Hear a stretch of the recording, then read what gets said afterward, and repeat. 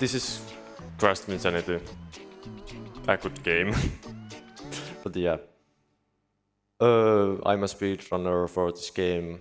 I have made few tasks too, so yeah. I know something at least. So yeah. And on my right. Yeah, I'm Joester98. I actually ran this at last ESA summer, a different category, but back here again to help us through this one.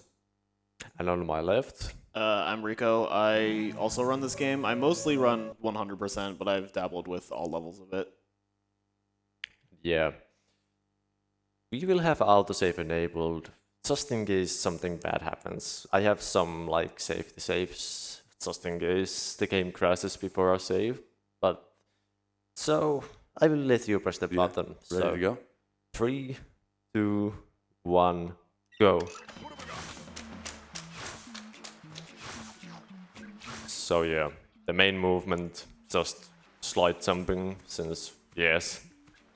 Yeah, the slide jump in this game is different from what you would expect from another Crash Bandicoot game. It's more akin to like a long jump in like Super Mario 64.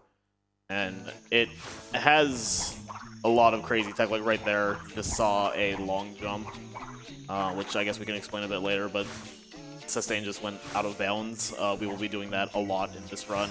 The only requirement for all levels is that you beat every level in the game. There is no restriction beyond that, so there will be a lot of broken stuff going on, such as this cutscene skip. It's a relatively new find skipping this cutscene here. That was pretty quick. So I joke, yeah, all levels, yeah, amount of restrictions isn't super high. We jokingly call this category no major skips because it has major skips, but not the major ones. Those are not allowed. Yeah, a theoretical major skip, or no major skips run of this game almost isn't possible because it's just that broken. Like, even 100% is just filled to the brim with skips. Yeah, I'd also like to point out we've been playing for a minute and he's already skipped 4 cutscenes. Yeah. The cutscenes in this game are not skippable, except they are. If you physically go around them, you can skip them. Normally, you can't just mash through them, but going out of bounds, he's going out of bounds here to skip 2 more. Yeah. So we've only watched one of the first 7 cutscenes in the game. And like the annoying part about the cutscenes is that if you die before a checkpoint, you have to re-watch all the cutscenes to. Did you hit the checkpoint before here? Oh yeah. That's extremely important, actually. Yeah, I don't know. Can you get back from here? Yeah, actually you can. If I. Yeah, so there's a very scary trick here. Wait. Yeah, you might not be able to get back out of here. I don't remember. I have to put the rocks. Oh, nice. Oh yeah, no, you're good. Yeah. Yeah. Completely forgot that. Yeah, so in a normal attempt, we wouldn't hit that checkpoint because it's so out of the way, but the skip that Sestain is about to try is extremely volatile, and if you mess it up, the game soft locks, so he needs a safety save. Yeah, even if you do this trick right, the game can crash because it doesn't like you. So it's definitely a good idea to have a place to load before this trick. That ramp also really does not like you trying to climb up it, so... Yeah, it doesn't seem like that. Yeah, so I guess we have time to explain the next trick because it's actually a fairly complex one. It's called Hover, and the reason it is called that is because we use Cortex's invisible hoverboard that is out of bounds and fly it into the cutscene trigger for the next level. That might work? Maybe. Might have been too far left. Not sure. Wait, let me test something. Yeah, it failed. I didn't know that was a thing.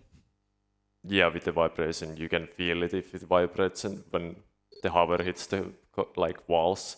Oh, interesting.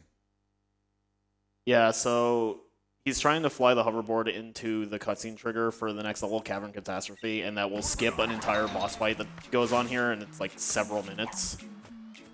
But for it to work, Crash has to be in bounds when the cutscene ends, And if he's not, then you just end up in the center and unable to move, which is a soft lock. So this is an incredibly precise trick, and the hoverboard does not like to cooperate.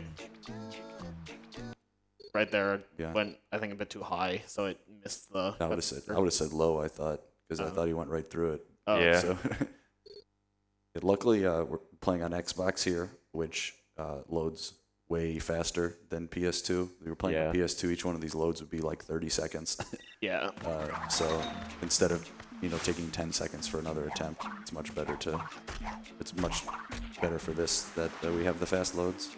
Yeah, the PS2 version is the most commonly ran version of the game, but the Xbox version is fastest just because of those loads. I think we estimated it saves like a minute over the course of a run, at least for 100%. I think for all levels it's closer to like 35 seconds. Ooh. I have never seen that. Ooh, any percent hover. Here we go.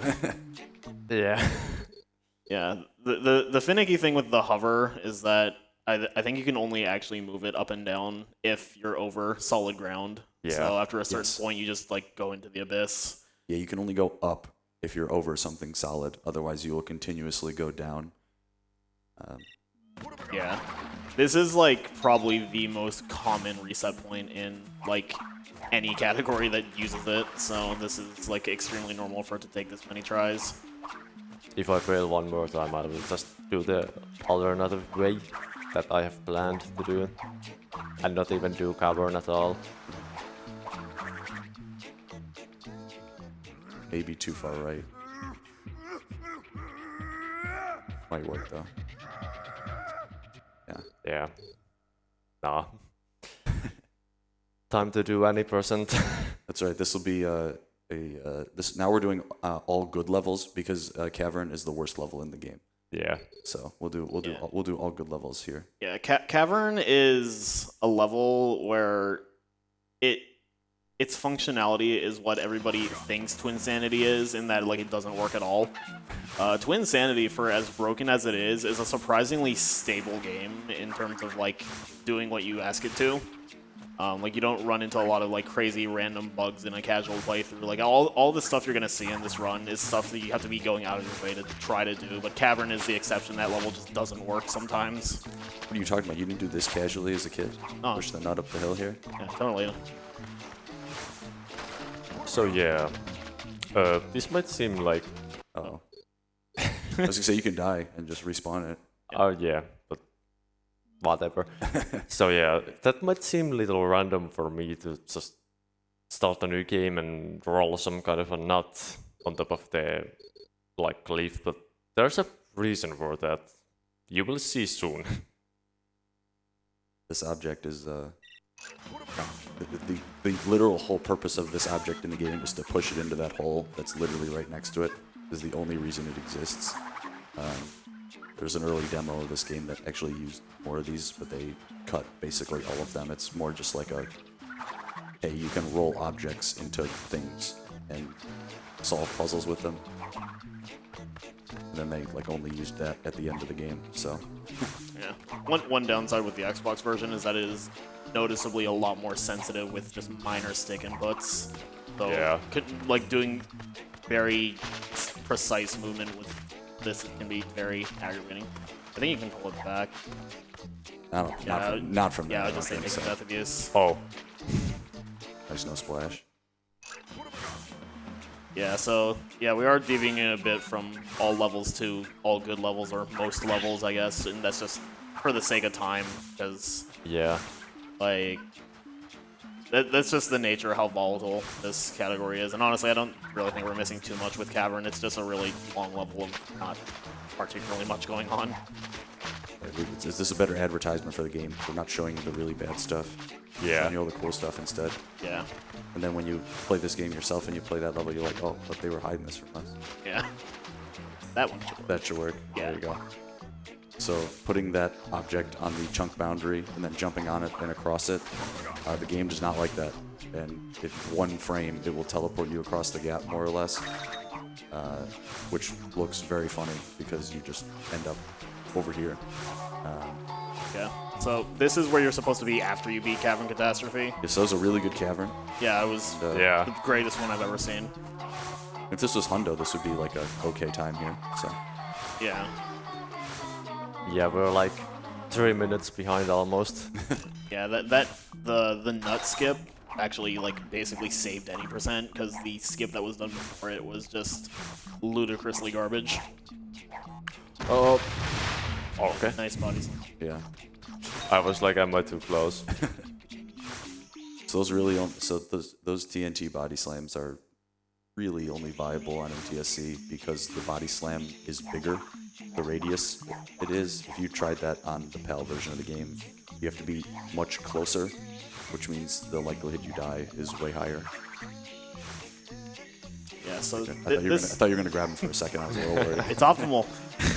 It's optimal, but Super not worth it. Yeah, no. So this is supposed to be like an escort mission of sorts, where Cortex is getting attacked by like a swarm of bees and then like a bear, and you just have to stop him from going into all these death traps.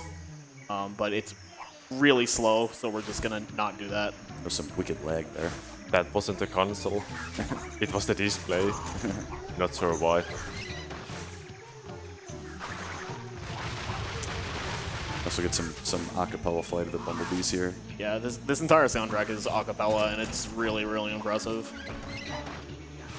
This song makes way more sense in context. Here it's just like, why did they put Flight of the Bumblebees in the game? Yeah, if you're actually doing it where he's being chased by the bees, it makes perfect sense. But right here, it's just kind of odd.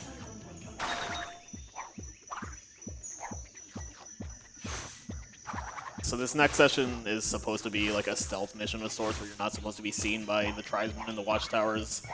But we're just gonna do this. First try. Yeah, you can still get spotted by these guys out here, but It saves having to go through the river. yeah, this is substantially easier.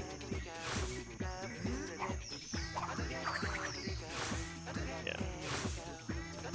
So the way the tribesmen in the watchtower work is that if you are not in their line of sight when they start looking, you can move forward, and even if you walk into their line of sight, they still will not see you. But if you are in their line of sight at all and then get up at any point, then they will see you. So that's why you see Sestain stopping like just outside of a certain spot. Yeah, so that as when that villager put his binoculars up, you can only actually see him on the very first frame because he started outside his range. After that, he, even though he's staring right at you, he can't actually see you. There is actually a way to skip this cutscene, but in 100% it saves like, I think 10 seconds if you get it first try, and in all levels it's like extremely not worth it. Yeah, and you never get it first try, so you don't actually save the 10 seconds. It's a very finicky trick. Yeah, the reason it even saves that much time in 100% is that it also makes it easier to grab 2 gems, but those aren't relevant in all levels. Yeah, you don't need actually any collectibles in this category. It's based solely on the levels, which are just geometrically based, and so there's no actual requirement for any objects. Yeah, so like the end of Jungle Bungle was triggering Cavern Catastrophe, which is what we were trying to do with the hover, and then the end of Cavern would have been exiting the cave. So the end of this level is going to just be finishing this chase section right here. Kind of classic Crash 1 section here going towards the camera, although it's substantially easier. There's another one of these later in the game that's much harder than this one. Significantly.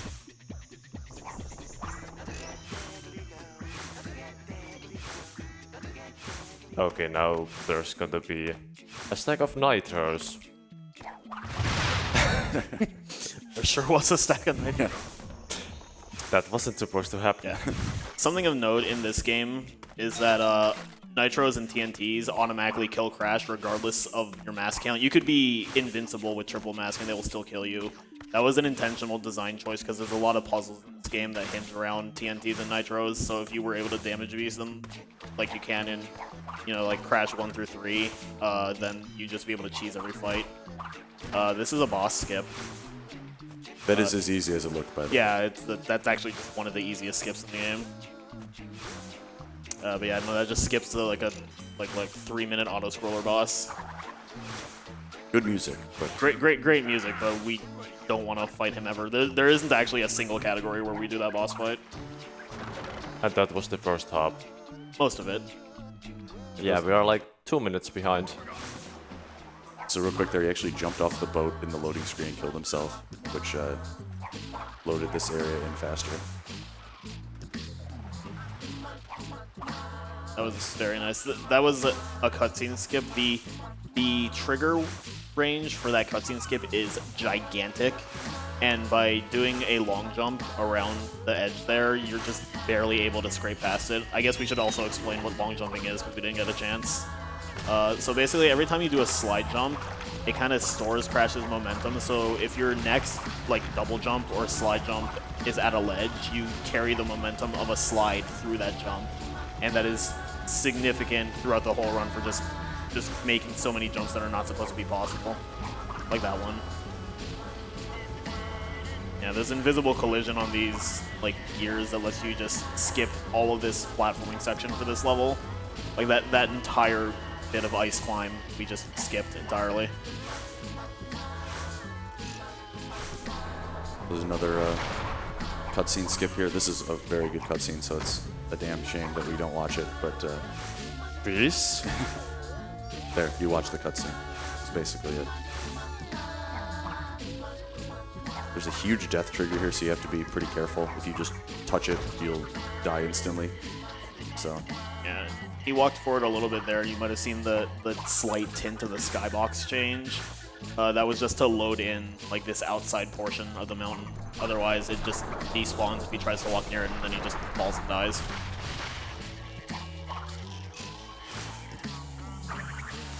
just coming out here to grab Cortex because Cortex is actually, well, he's not strictly required for an upcoming skip, but it's highly, highly, highly recommended to have him. Yeah. So he's throwing them like over the void out of bounds in order to make him take longer to teleport back, so he has time to get back up here, which skips essentially this entire section. You're supposed to go all the way out and then all the way back.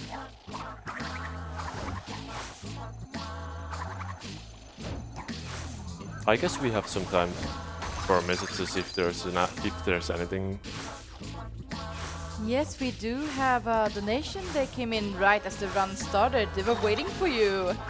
We have a $25 from Stefan that says, Crash Twinsanity is my favorite game to break. I'm always coming back to do some fun glitches and try discover new ones. Can't wait to see how a speedrun will break it. Thank you so much for that generous donation. And he put it towards the Castlevania 80% upgrade whip only run. That is coming up a little bit later. But keep those donations coming in. Yeah, I tried to do a long jump there to that platform, but I missed it. That actually gave us enough time to explain this skip. So this is another boss skip. This skips the Uka Uka boss fight that usually triggers when you break the ice that he is locked in. But you can just hold Cortex, run into the corner, and just pull the camera up, and you just walk right through it. And then from here, you get this N to lock in a specific spot, and then you store a long jump, and then just jump across the arena right here. So that angle was substantially better than the previous one, so it made that jump a lot easier. Yeah, so he's definitely using here to get Cortex back, because he's about to attempt, if not like the hardest trick in the run, one of the hardest. The intended sequence here is to go to the lab, fight a bunch of ants, then take the elevator down to the middle of the lab, then watch a very long cutscene, and then take the elevator all the way up to the next level, which is Slip Slide Escapades. And Sestain is going to attempt to do none of those things, except get to the next level immediately. But he needs Cortex specifically for this singular clip, so he can clip through the ceiling here. Yeah, so he's trying to avoid triggering, this mountain deloading. And the mountain is very, very thin.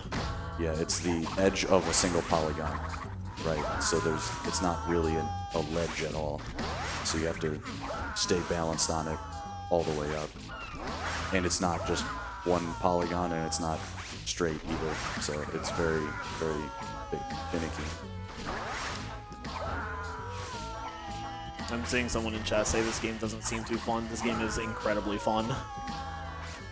But both casually and as a speedrun, this is a very, very fun game. A very challenging speedrun, but very rewarding. Yeah, luckily, at least on this first section of mountain, if you cheat too far to the left, you'll live.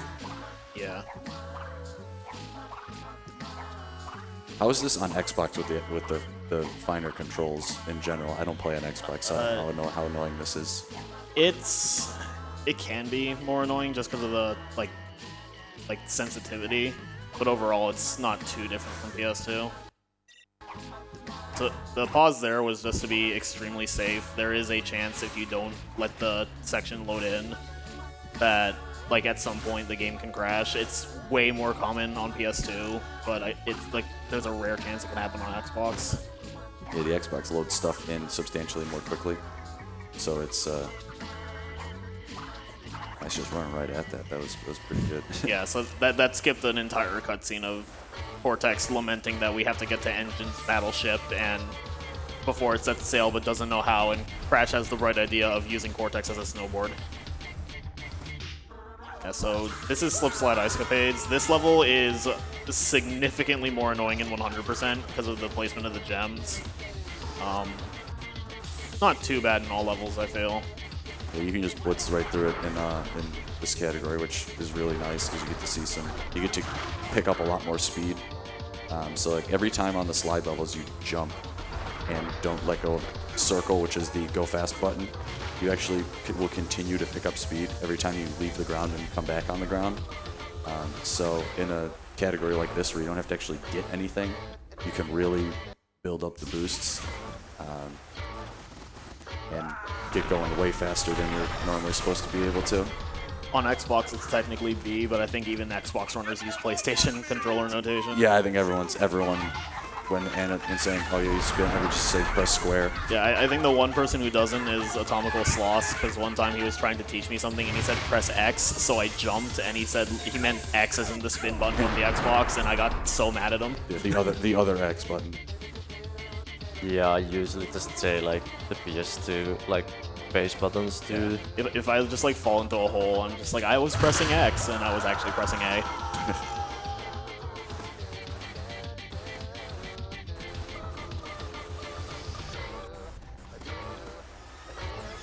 So here's probably the best cutscene in the game. Are you sure? Are you going for it? Ah. So here's the best cutscene in the game. Ladies? Excuse me, madam.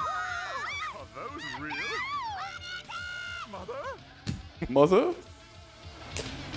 And we will never know what's going on over there. You can use your imagination for that. Yeah, there's the skip that Sestain went for there is somewhat recent. There was a very old method known for that quite literally nobody even attempted because it was so horrible. But there's a more recent discovery that you can more or less just jump right over the trigger there, which that looked good. I'm surprised that didn't work, although I'm not exactly sure how high you actually have to get for that. You have to get pretty high up and just barely like get back in. The upside though is that we got to see a glimpse of just how top-notch this game's humor is.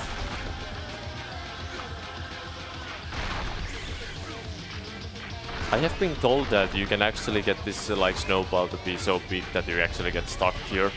I've never seen that, but I would love to at some point. Yeah, it would not surprise me if that was possible. You can slow down enough that you can back up into a crate and just like, instead of breaking it, it just picks it up Kanamari style.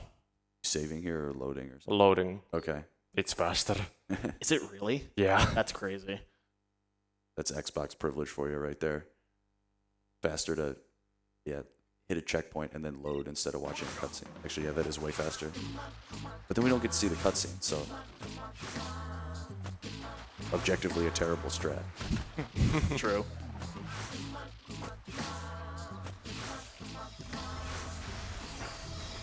So this is High Seas. There's the way the cycles in this level work is the game will load the room you're in plus the next 2 rooms. And the room that has a cycle in it that we're trying to catch is 2 rooms in front of where we are currently. And so it's very important to go as fast as possible in these first few rooms. We improvise. Yeah. Yeah, so that movement at the start of this room probably looked really weird. Like, why did Sestain just like walk in immediately, go to the left, and then turn around? that actually skipped a cutscene trigger where, you know, Engine sees you're invading his battleship and he shakes his fist and is like, "You rotten kids!" And it's like really long for no reason. So by going to the left, he forces the door to close without skipping the cutscene, and then we can just walk around it. This room is horrendous in 100%, but in all levels it's a lot more manageable because you just have to do this. But there's like a gigantic puzzle all for one gem on the left side of the room, and it's just awful to mess up in any way whatsoever.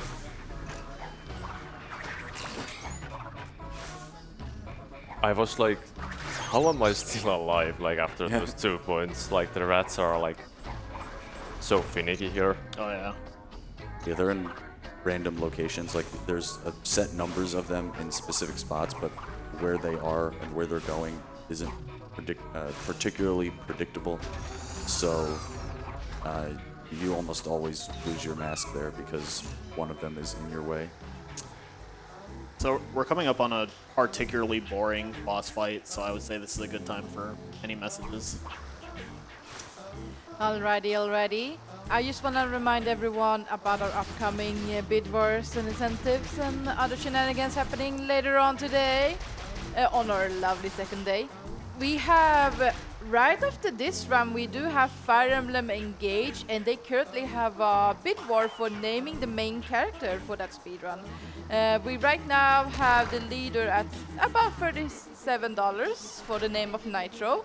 If you want to change that, you only have this run to get those donations in before we close that bid war up. But if you're not interested in that, we of course have a run after that. We're having so many bid wars coming in. Ranko, run by Yorkis, is wondering, like, what outfit should I wear for my run? Or, well, what character outfit should we wear?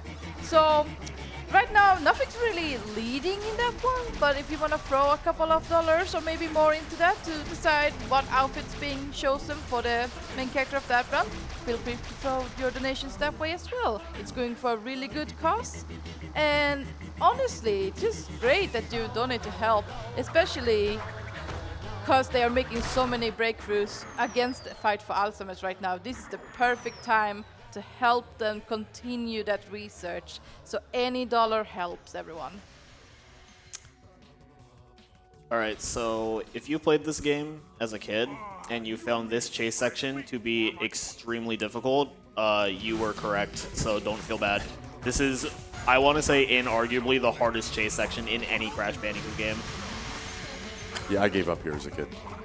I don't know how I didn't, because this level is really, really cruel in that if you game over at any point before finishing it, you go back to the very beginning.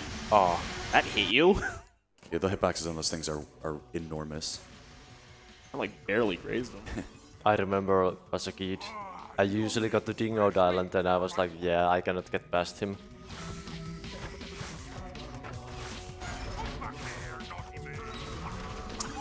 Yeah, so it looks like this isn't too hard because we're just leaving the walrus like completely behind, but that is just how powerful the slide jumps are, and Sestain has to be really specific about how he does them because every slide jump in this game is a total commitment.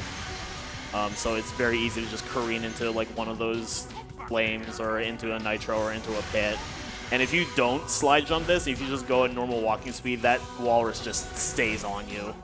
And it's like if you make any like bit of slowdown, he just hits you and you die. But this is a extremely brutal chase sequence.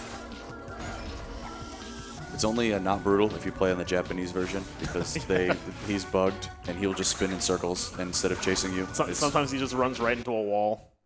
So you pressed A, right? Yeah. Yeah. There is a checkpoint here which he has gotten, which makes this substantially less bad. Dying in the first section is really obnoxious because you have to watch the whole cutscene again, like we were mentioning earlier in the run, that in some spots the developers put the checkpoint immediately after the cutscene, just make you watch it again and again and again as you keep dying. It's also good to grab some lives because the back end of this game can be very perilous if you're low on lives.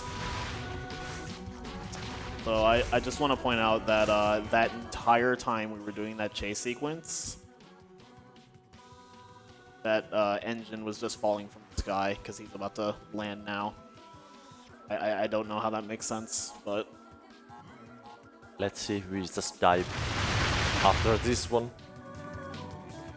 The We didn't. rats are leaving the sinking ship. Yeah, also, yeah, this cutscene desyncs on the specific setup that Sestain is playing. So he's playing the NTSC Xbox version of the game, but he's playing it on a PAL Xbox because this game is actually region free. Get changed. And in all levels specifically, I think this is the only point where like NTSC and PAL makes a difference because this cutscene just desyncs and it loses like 2 seconds. But the reason for playing on a PAL system, so the region doesn't really matter, but frame rate does. If you play the game on 60 FPS, then you get something called the slide glitch, where sometimes if you just try to do a slide and like your camera just moves in a weird direction, or you like do a stick input and sometimes Crash just goes flying in the wrong direction. And if you play the game on 50 FPS, which you can do only on PAL systems, then that just doesn't happen. So for PS2, most people run the PAL version because of that, and on Xbox, as long as you just have a PAL console, you're good.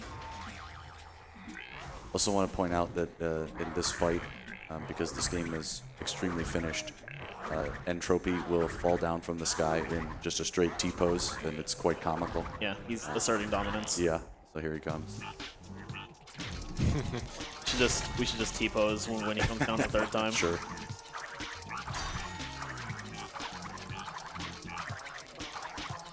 So these platforms will time out if you just stand on them for too long. Yeah, they're supposed to sink every time you land on them, but just spinning and jumping just avoids that, and it trivializes the one part of this fight that's remotely challenging. Yeah, this is like the most notable like point of downtime in the run, because you have like a really slow boss fight followed by the chase section followed by a really slow boss fight. Here he comes.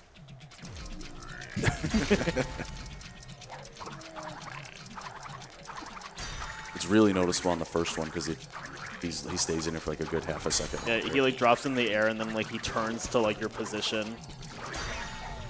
now I will go here, and if you like press the like triggers here, the camera will just go behind Crash, like you saw the little movement. If I don't do that, sometimes the camera just goes like super far away, and we don't want that. And the camera's positioning, or where Crash faces, depends on where he's facing at the end of the fight. Don't be like that cutscene skip earlier, 'cause you gotta do it again. Ah. Yeah, so again, like I said, it's a gigantic, just like hitbox. Is this also one where it's just like faster now? Yeah. To load and retry. That's crazy. This cutscene is normally about 30 to 35. It's really long. It's in this category specifically. You have to skip it multiple times. It's this category and any % no dimension skip where you have to skip it twice. Yeah, the old any %. You had to skip this twice. There were some early Hundo routes as well that had to skip it 3 times. Yeah.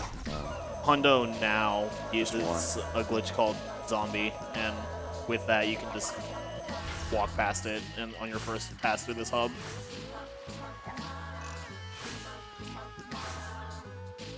So the reason why we took that checkpoint out like outside this lab is because for some reason, if you touch Coco once he's stunned, we took damage.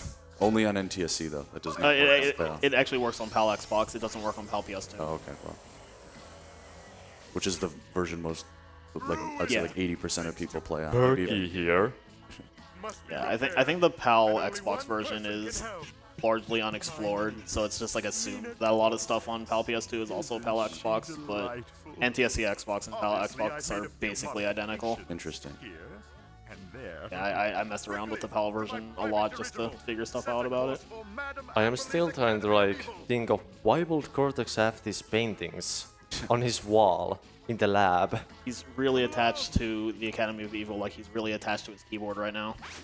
I don't even know if you can see those normally if you just pan the camera in here. I don't think you can. I never even bothered looking, but I don't think, yeah, I'm pretty sure you can't see them. Oh yeah, I just realized every time we have a save point, as our checkpoint and we die, it saves automatically. We are... wait. About 6 minutes behind, so yeah. Not bad. So this is the transition to the next hub, the Academy of Evil.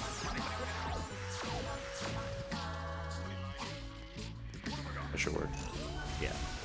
Yeah, so if the next section loads in and Cortex just dies near that window, then it just takes you there instead of forcing you to do the end fight. Yeah, that like only saves time on Xbox due to loading in faster. It actually saves time on PS2 if you pause like You gotta 3 get- seconds. Yeah. I tried to get the pausing time down, and I could not make it worth it. Yeah. So if anybody watching is familiar with 100% speedruns of the game, this level, Boiler Room Doom, is the most significantly different from 100%, so it'll be very, very interesting. Yeah, so you're supposed to put Cortex into a pipe and just like guide him along, but we're just gonna not do that. Yeah, so the puzzle triggers in this level don't actually really check if it's Cortex going through the pipe. They just check, did an object go near me? So by throwing Cortex towards that checkpoint, then you just activate this puzzle, which is obviously substantially faster. And doing those skips is key, because if you put Cortex in the pipe at the start, you need to get him out. And so by just skipping it at the start means you can just kind of blaze through this level without worrying about that. And this level has a number of triggers that will just immediately auto-attach Cortex to you. Like there's one right here. So you can't really leave him behind, because the game will just give him to you again. Here's going to be another one soon. Yeah, like right this section. Yeah, right before this wall here. So this is another example of long jumps, just letting you bypass everything. Yeah, a lot of the puzzle design in this game is based on you can't jump that far to skip it. And then except we're like, what? except you can. Yeah. Basically everywhere. So almost every puzzle is just cheesed. This game's development was extremely troubled if it is not blatantly obvious. It's actually really impressive. It came out in the state it did and is still like playable and actually kind of good. And no, I'm not going to do Gear out of bounds, since I don't know how to do it. Yeah, no one does it because it doesn't work. Smartkin is rolling his eyes right now as I said that. Yeah, Smarkin's the only person who knows how to do it.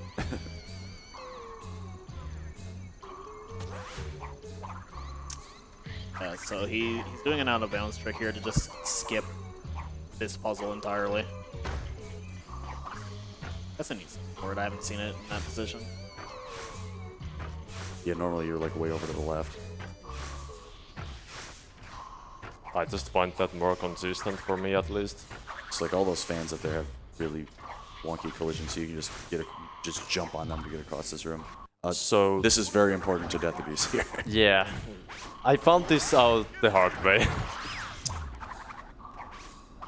Yeah, for some reason, if you just don't Death Abuse there, you get a crash like 2 levels from now, and it's... I don't even know why. It just... It's something about Cortex. Yeah, it plagued all levels runners for like months until we figured it out. But yeah, just throwing Cortex into that trigger skips this entire puzzle as well. Yeah. You can actually dodge it with Crash too if you want. Yeah, that's an alternate strat. It's an older strat from when we, I think, still did like part of the puzzle. Well, it's what people were doing before they Death Abuse because they didn't grab Cortex. Yeah. Because it's actually faster to not Death Abuse and just do that as Crash. But if you do that, you'll crash the game. Yeah, it's So, like a 100% crash rate. yeah, regardless of console and stuff, it will happen on I think every version of the game. Yeah. I want a piece of that pie. I have no idea what you just said. So this fight with Dingodile is the one boss fight that you see in all levels, but not 100%, and that's because technically in 100% you don't actually beat Boiler Room. because you use the zombie glitch to just like get out of the level after getting every gem. But because the rule for all levels is that you have to beat every level, you have to actually win this fight to beat Boiler Room. Yeah, this is casually. This is probably the hardest boss in the game. I want to say it's this or Amberley. Yeah, but you can cheese several phases of this fight, like Sestain has done already by standing on top of the targets that Dingo shoots at. You can use that to dodge several attacks in phases. And it will just line you up to get a hit on him immediately.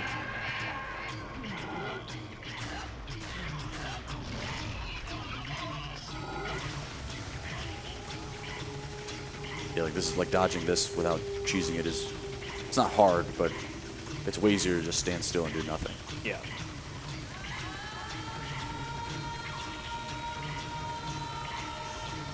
This next section you can't cheese though, because he just puts up a gigantic firewall that you can't just like get out of the way of unless you can actually like long jump out of bounds of the fight. But does he always spin in the same direction on that? Because I noticed you just because If you do it on NTSC Xbox, that's how I do it. On PAL, it doesn't work. I was gonna say because I've always seen him just do it based on where you're standing. I don't fight this boss very much, so. I fight this boss on the like once every year where I do all levels, or if I'm doing bingo and he just pops up as one of the goals. It's a really cool fight, so it's a bit of a shame that it's not seen in any other category, but also the fight's like 4 minutes long, so yeah, I'm perfectly content with skipping it 100%. Yeah, he just went the same way again. Normally, yeah, I don't know what causes him to like move in a certain direction. Normally he's. I'm pretty sure it's the version difference. Yeah, because normally he's sweeping behind you, and then he will stop and then put it back in front of you, and you have to turn around. And it's a very common noob trap, because you'll just keep running into it and die. Also, if you have version 1 of the PS2 version of this game, sometimes the game just crashes when you finish this fight. Yeah. By sometimes, I mean all the time. I never had that happen to me as a kid, but apparently I'm the outlier here. But yeah, that was all the Boiler Room Doom. Probably the most significantly different level in this category compared to others, because you have to get to Dingo and you skip all the puzzles in a completely different way. So it's probably one of the cooler levels in this run specifically. Yeah. Because you get to see a lot of stuff that you don't normally do, just because you don't have to beat the level in other categories. These guys are supposed to be like the villagers with the binoculars, but you could just go right past them. Yeah, the first time they trigger their flashlight to see you takes significantly longer than any other time, and it's enough time for you to just slide jump right past them. It's a funny bug you can do with them if you walk into them right as they turn the flashlight on you, and they will send out. So normally when they kill you, they send out a bunch of paper airplanes, and if you touch them at the right time, you won't die because you will be taking damage, and then the paper airplanes attack you and get stuck in you, and you just walk around with like 10 paper airplanes stuck in your face. Yeah. I have to say something about these. So, like, there's a small cutscene at the start. If you move the camera while you're going to that cutscene, the camera will continue turning without you even seeing it happening. And I have done that a few times before. So yeah. If you played the game casually, this room looks nothing like this. Or if you haven't, I should say, if you haven't played the game casually, this is not how you're supposed to do this room at all. You're supposed to just like wrap around it several times, and we're just skipping It's going like straight up, a couple straight floors, up, yeah.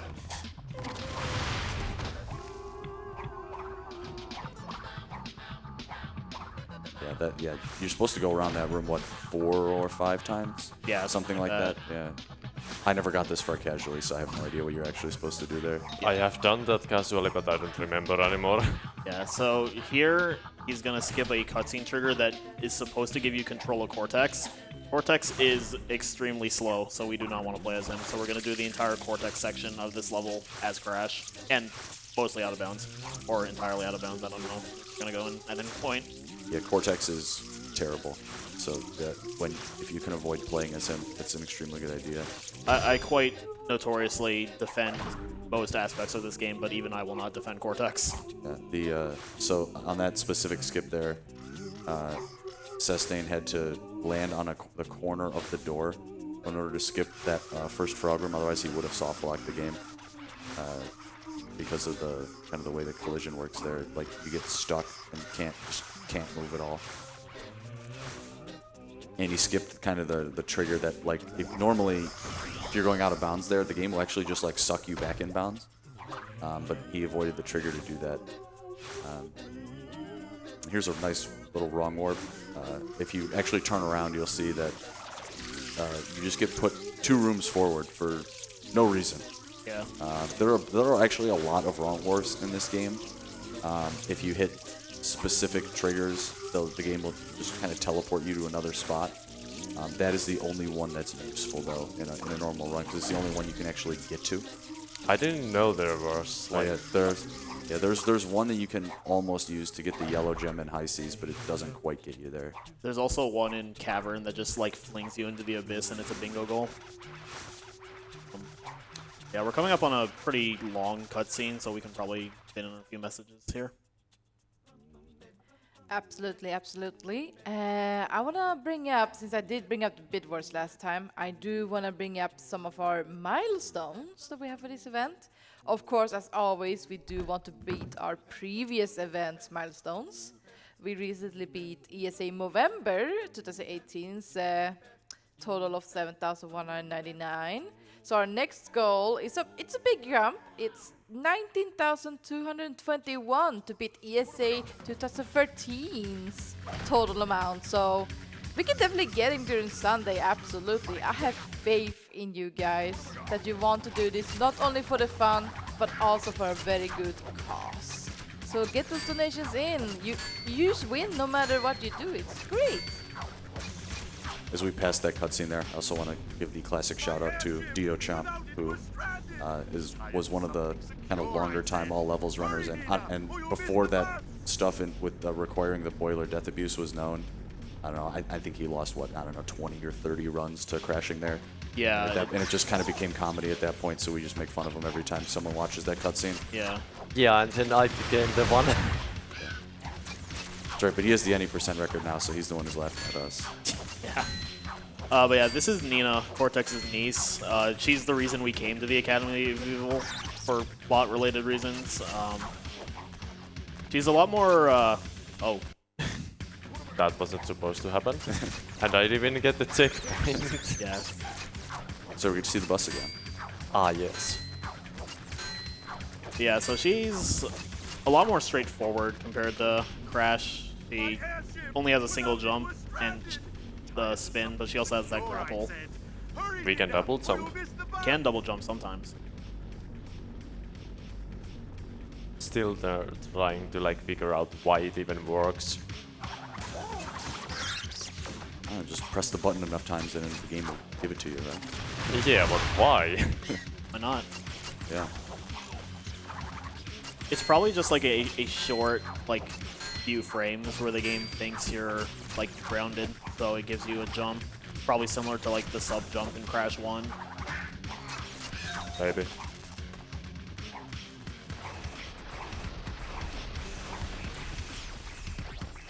So generally, because you cannot cheese the puzzles in this game with masks, masks are really just useless, more or less. This level, though, they're actually quite helpful to have because there are so many enemies, which is really kind of the main use for masks. Yeah. To not get killed by enemies, and this level has a ton of them. So any part of the game where there's just like mobs upon mobs of enemies, especially because a lot of the ants, especially the sword-wielding ones, take 2 hits to be killed. So in those situations, masks can be useful, but like anything outside, yeah, they're not particularly great. yeah, so there's a double jump. If off a grapple, you just mash the jump button, you can more often than not get another jump. That's actually quite lenient. Yeah, it also like carries the momentum of like the launch grapple. Yeah, and so it's useful to cut a lot of corners because you can just go flying around them as opposed to having to actually do them normally. On this room, we have to look down on Xbox because it will lag like a lot. You can also look left, but down seems significantly better. I am just learning this for the first time. On PS2, you just run right through them. You don't have to worry about it. It's true.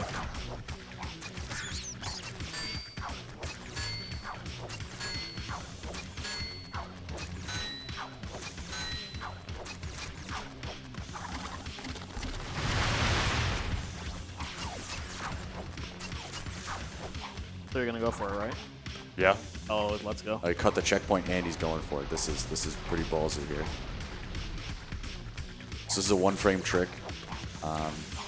To cut this corner coming up here, you need to jump on the you need to get a double jump on the last frame where it is possible to get one in order to make it across this gap without dying.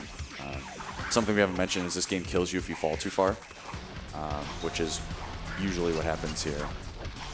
That should work. Nice. That was really good. Yeah.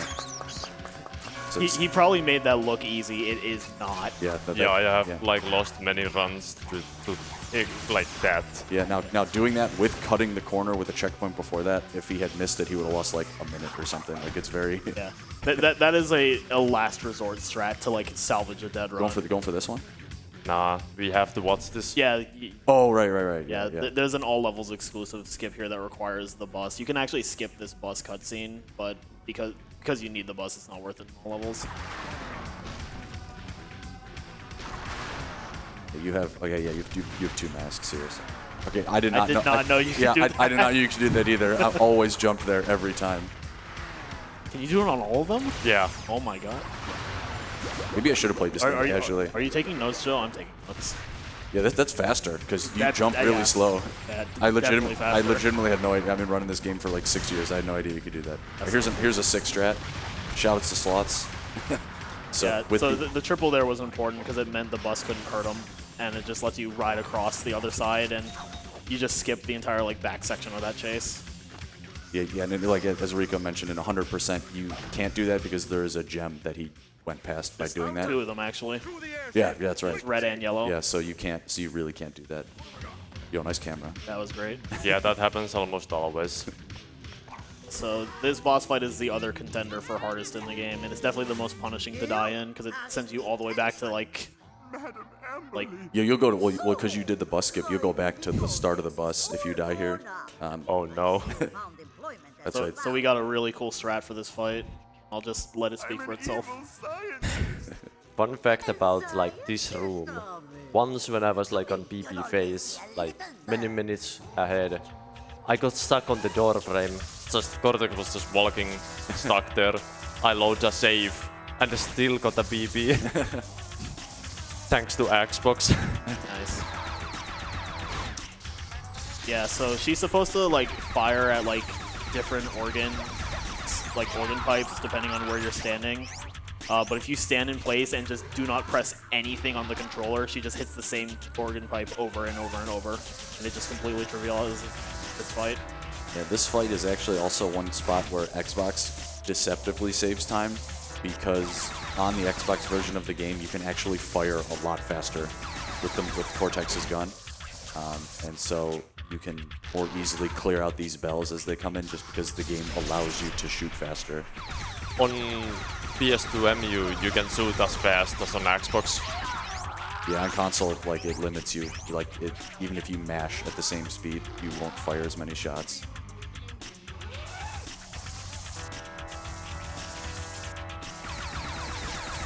Yeah, how you're supposed to do this fight is you're supposed to be running back and forth and kind of shooting close these organ pipes repeatedly. But yeah, Amberly's AI is excellent, as you can tell, because clearly we are standing on that platform. I like how she just blinks every once in a while. Yeah, and if you do this, she has no animation. She normally, if you actually are running around the fight, she actually does move around, but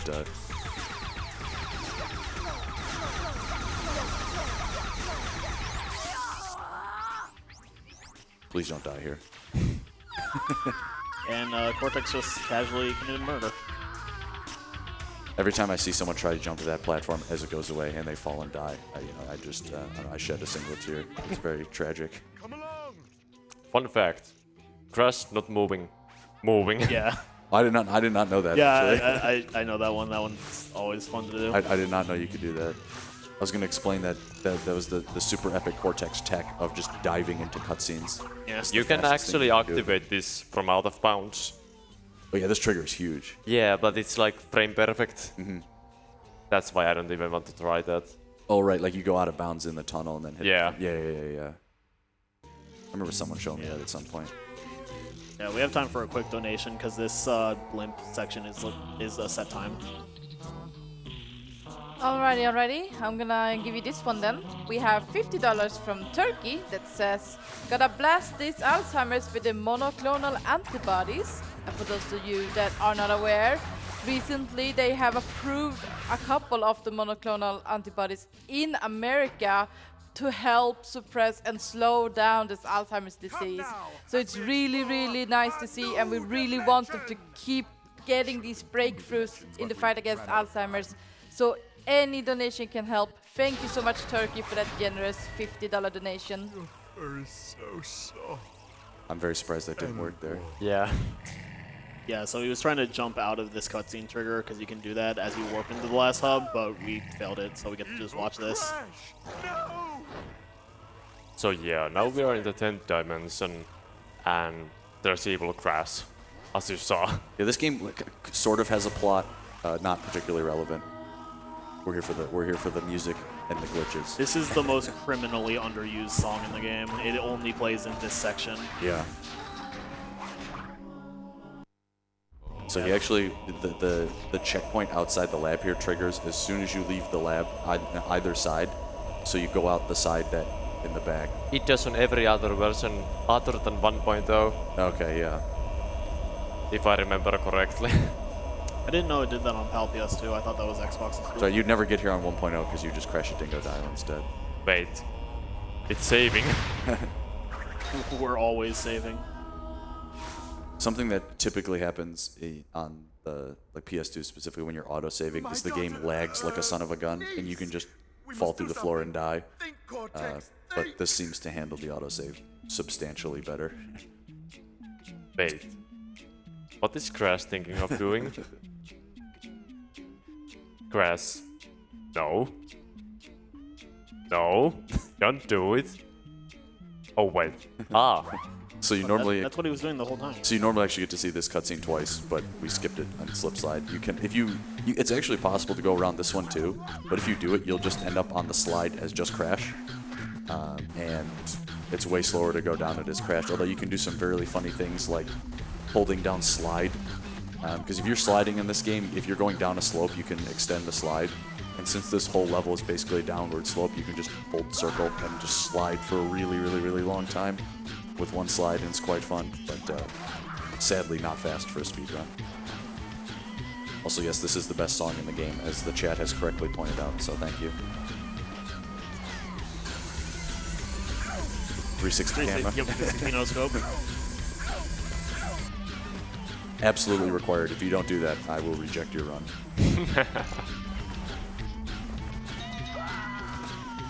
I want to say this is the easiest level in the run, or one of the easiest, if not the easiest.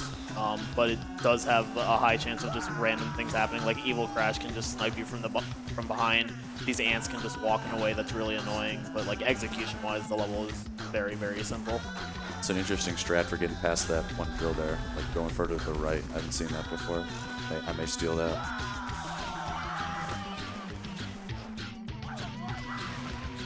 So Evil Crash blowing up that specific row of nitros is, I'll say allegedly random, because he blows them up for me every time. I think it's based on your movement in the prior section, because It is. Okay, yeah, because I do the same thing every time and he always hits them. So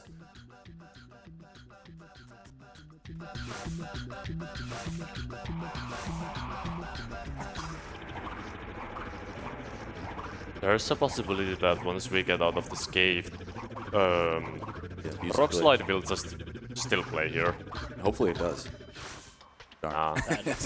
This song's good too. Yeah, this is good music too. Yeah, I don't know exactly what causes that It's like a timing on crossing the chunk boundary, but you can get the wrong music to play here. There they are. Let her go. Take me instead.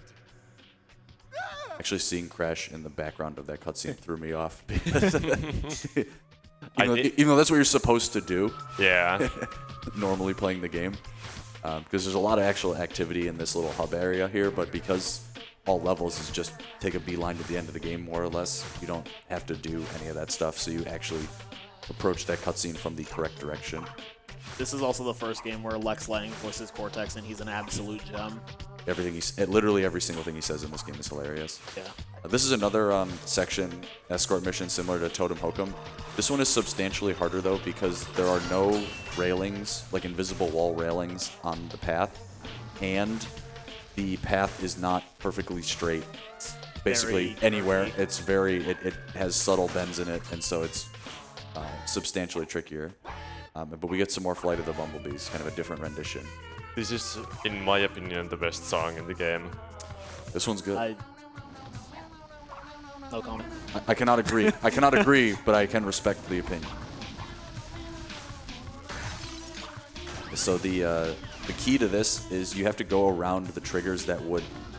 Because there are triggers, even though he jumped around the initial trigger for the chase, there are multiple triggers in here that will start the chase from where he's at now. So he has to go out of bounds or around specific points in order to avoid that, which he has done so far. So yeah, there's no more triggers at this point, so as long as he doesn't die, you won't see Cortex. Fun fact on the PAL version, sometimes Evil Crash will just run around in circles instead of actually chasing Cortex, and it's much funnier that way. I think it's every time, actually. It's every time. Is it? Yeah. It might be just PAL PS2 then, because I think one time on PAL Xbox I tried it and just got in a normal chase. But yeah, that was the second to last level, so we were coming up to the last one, and it's actually just an absolute gauntlet of a level. This is the best level in the game, so... This is my favorite level in the series. So maybe now it's time for one of the last messages. And sweep the past under the rug. If there's anything to say. Yeah, any donations or messages. Alrighty. Then I got this $10 donation from Catastrophe. Although the full name couldn't really make it as a bid name for Fire Emblem, I still gotta donate for it. And I am not reading that. It's the name of a certain Irish town. It's pretty long. I don't know if you heard about it. And I know you're not sorry, Pika. It doesn't help that you tell me that you're sorry. But thank you for that generous $10 donation anyway. It's going for an amazing cause. Here's a cool strat here. Before pointing out a strat out, if someone is messing with the audio mix and they crank this music up, thank you, because this music is very good. But yeah, I would honestly say this is one of my potential picks for my favorite song in the game.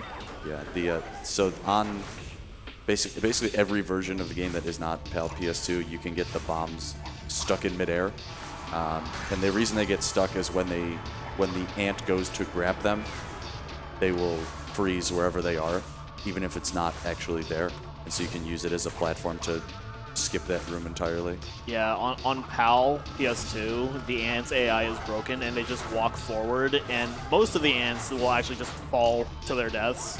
That first ant, though, will walk into like the door for the previous room, and if it does that, the game crashes. So on PAL PS2, you have to kill that ant.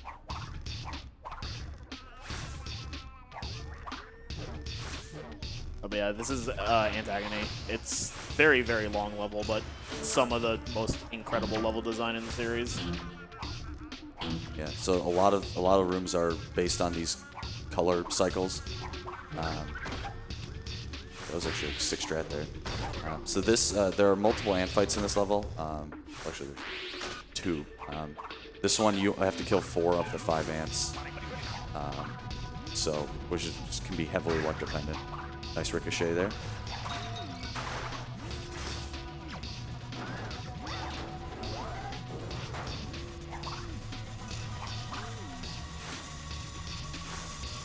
Are those lasers actually bigger on Xbox? I know visually they look bigger, but the collision seems like really wonky on those. Not a clue. Yeah.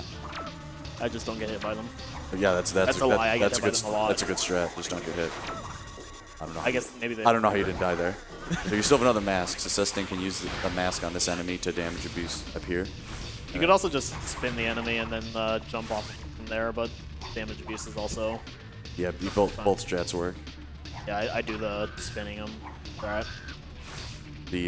So riding the walls in this level is extremely important. These jumps around these pillars with long jumps are deceptively hard because of the angle required, but they save a lot of time. So by doing it in this room specifically, he skipped the big ant fight in this level, which I don't know how many ants you have to kill. It's like 20. Approximately 47 trillion. So it's a huge amount, and even when you kill enough, the fight doesn't end. So you have to like pay attention. Yeah. He was trying to get a long jump there for a cycle skip. That is a deceptively annoying cycle skip to get. Yeah, that's somewhat tricky.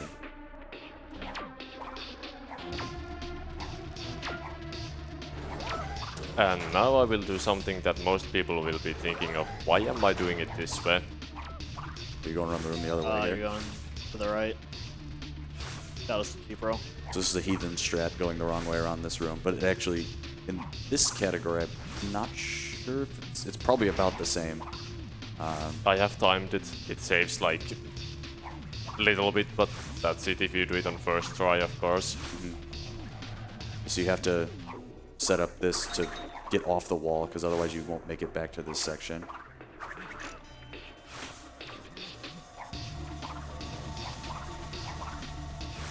The right wall gang is very proudly represented in chat here. All 2 members.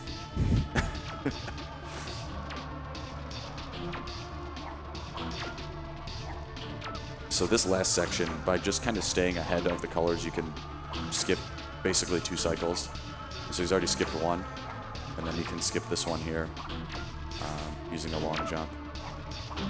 Right. Ball glitch, maybe? Yeah. Praying for the ball glitch. Has a chance. Oh, yes. let's go. Let's go. So I have been trying to get this on practice, but I just cannot do it, and now I got it. please, God. please no death arena. No, Oh, no. Okay, well, it was all for naught. Oh, you can Oh, just go, yeah, just do it again. go get it again. It's the principle of the matter. Yeah, exactly. Yeah, so what happens is that if the game lags on the same frame that the ball tries to go into the socket, it triggers the socket. Did you get it again? Use it again, use it again, use it. Oh no, you can't use it because you Yeah. have to respawn it. Yeah. I was been like, use it 3 times. Yeah. So, yeah, so that happens. Oh, And you glitched this one. yeah, in this room you can save like 6 seconds, I think, by just using the ball in the previous room to just skip one of the puzzles. Yeah, it's about 6. Also, because it's lag-based, it's like less likely to happen on Xbox, so the fact that you got that twice on Xbox is Yeah, crazy. that's hilarious. You can sit there and like quite literally grind for it and on every console and just never get it, unless you're playing on 360 because it lags really crazy, and you cannot like get it consistently. Yeah, playing the Xbox version of the game on 360 is borderline unplayable. Yeah. Did you saw Mega Bandicoot was on top there? I did not see that. I did not see that. I will have to. I totally missed that. It wouldn't surprise me. Nothing surprises me in this game anymore. Very Because fair. there's just so many dumb I things. didn't even know about that. There's so many dumb things that are possible that nothing catches you off guard anymore. Yeah, this is the final boss, and there's 3 phases to it, and... Crash will be it's long. soon here. Oh, yeah. Yeah, so the first phase is playing as Nina and just doing more grappling. This is where double jumping is really useful, because you just do that. Yeah. Also, we didn't point it out at any point, but spinning before you land stops you from getting a flop animation that wastes a couple seconds, and also will probably get you killed in this fight because of how many ants there are. Actually, the ants will give you time save here. If you do it only once, though. Yeah, it's actually if you get hit, you can like it'll take you out of an animation. I'm always hesitant to mess with the ants here because sometimes you can they will keep between phases, and then you'll just die randomly at the very end of the game. So again, the Cortex firing faster saves a lot of time here, because you can just shoot way faster than normal. And the key here is to get rid of the kind of the cannon arm first, because the machine gun you can dodge by just standing close to him, but Yeah, the cannon you cannot. So Yeah, you literally cannot be hit in the spot. anywhere on this little inner circle, you're invincible. That glitch. And the game bookends by bringing back the first boss that we didn't fight. No mecha glitch. Yeah, timing ends on the final hit of this section. Yep. And time. Oh, did I hit it? Yeah. Let's get out of here. Yeah, that was Crash Twinsanity, all levels except for Cavern Catastrophe. Yeah, all good levels. All good levels. All right, when are we adding that to the leaderboards? we finished Jungle Bungle and then we just reset. No, don't even do Jungle Bungle. Yeah, that's just, not good. Just do Nut and then Yeah, the rest of all not levels. skip and then Yeah, Yes. that took like 7 to 8 minutes. Yeah. yeah. This is bad cutscene. We will see this one instead. Yeah, this one's way better. But it's running at the wrong speed. No, it's normal. Years I've been wrong Oh about wait, you. yeah, you like it on Your 50. creation was a mistake, and your existence has been a constant reminder of that mistake. But I've learned something from all of this. I've learned that you can't run away from your mistakes, but you can bury them. I never want to see your ridiculous face again. Hopefully nothing bad happens.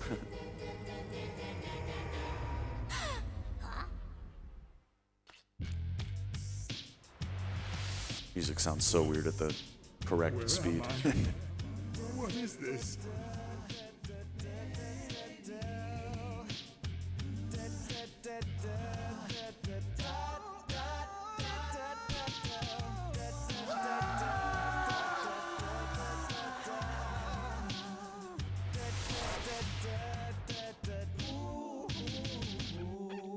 Okay, and time to see if the game crashes or not.